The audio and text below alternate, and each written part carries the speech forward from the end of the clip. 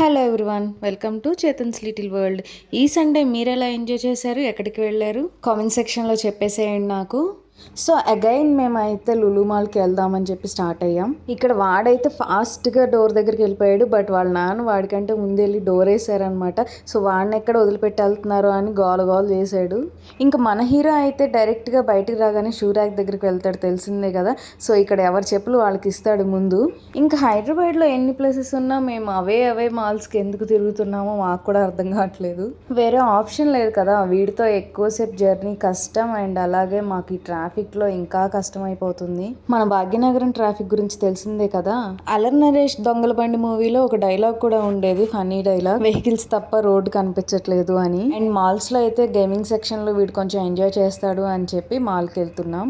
So ఇంకా వీడు afternoon పడుకొని లేచిన తర్వాత బనానా పెట్టుకొని స్టార్ట్ అయిపోయాం అనమాట. లిఫ్ట్ ఎక్కే ముందు ఏం చేశాడో చూశారు కదా, ఇంటి ముందు వాళ్ళ డోర్ స్టాపర్ మళ్ళీ పెట్టేసి వచ్చాడు. వీడికి ఎందుకో మరి అవన్నీ నాకు అర్థం కాదు, అన్నీ వాడే పట్టించుకుంటాడు, అన్నీ వాడే చేయాలంటాడు. ఇంకా లిఫ్ట్ దిగగానే వాడి చూపంతా ఫస్ట్ ప్లే ఏరియా వైపే ఉంటుంది. బైక్ దగ్గరికి పద అంటే స్పీడ్గా మా బైక్ దగ్గరికి వెళ్తాడనమాట. ఇక్కడ మా పార్కింగ్ ఏరియాలో వేరే బైక్ పార్క్ చేసి ఉంటే ఫస్ట్ వాళ్ళ బైక్ దగ్గరికి వెళ్ళాడు. తర్వాత రియలైజ్ అయిపోయి మన బైక్ దగ్గరికి వచ్చేసాడు అనమాట. సండే కదా, 2 పార్కింగ్ బేస్మెంట్స్ ఫిల్ అయిపోయాయి. 3rd పార్కింగ్ బేస్మెంట్కి వచ్చేసాం.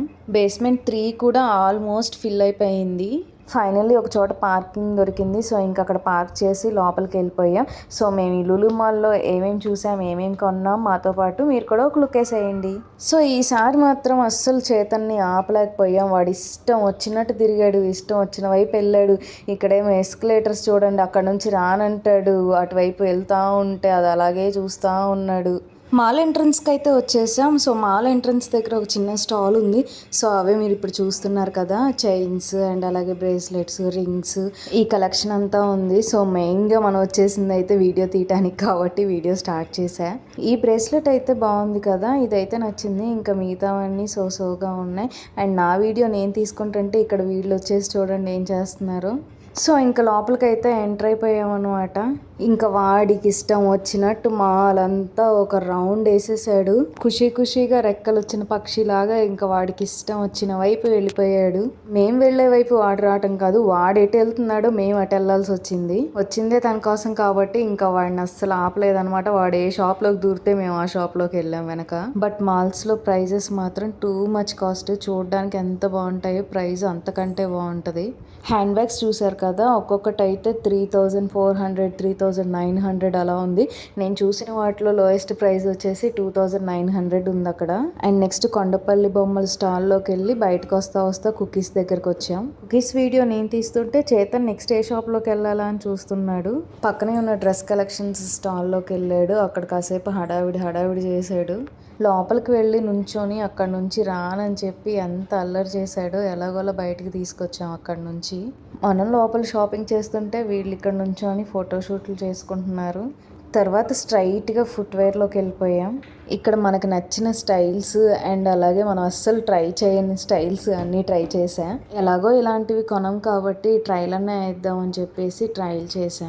నేను ఇవి ట్రై చేస్తూ ఉంటే మా వాడికి బోర్ కొట్టేసి వాడు బయటకు అయితే వెళ్ళిపోతున్నాడు. ఇక్కడ బయట ఎవరు ఒక పాప ఉంటే అక్కడికి వెళ్ళిపోతున్నాడు. అసలు మాతో అవసరం లేనట్టు వాడికి ఇష్టం వచ్చిన వైపు వెళ్ళిపోతున్నాడు వాడు. అండ్ ఇంకా తర్వాత ఫ్యాషన్ స్టోర్లోకి వెళ్ళిపోయాం. ఫస్ట్ అయితే అక్కడ చేతన్కి టీషర్ట్స్ చూసాం, బట్ అవి ఏమీ అంతగా బాగాలేదు కలర్స్. సో అందుకే ఇంకేం కొనలేదు. బట్ వాడికి క్రాక్స్ అయితే తీసుకున్నాం. వాడికి తీసుకున్న తర్వాత మా హస్బెండ్ కూడా కొన్ని క్రాక్స్ ట్రై చేశారు. అండ్ నేను కూడా కొన్ని షూస్ అవి ట్రై చేశా. బట్ టూ మచ్ ఎక్స్పెన్సివ్ అనిపించింది. పిల్లలకైతే ఎంత ఎక్స్పెన్సివ్ అయినా తీసుకోగలుగుతాం, కానీ మనకు తీసుకోవాలంటే మనసు ఒప్పదు అసలు. ఏం బ్రాండ్స్ ఏంటో అసలు ఎంత కాస్ట్ ఉన్నాయో. ఏ ప్రైస్ ట్యాగ్ చూసినా 2000, 3000. సర్లేండి, మనకెందుకు, మనం ఎలాగో కొనడానికి వెళ్ళలేదు, జస్ట్ టైంపాస్కే కదా వెళ్ళింది.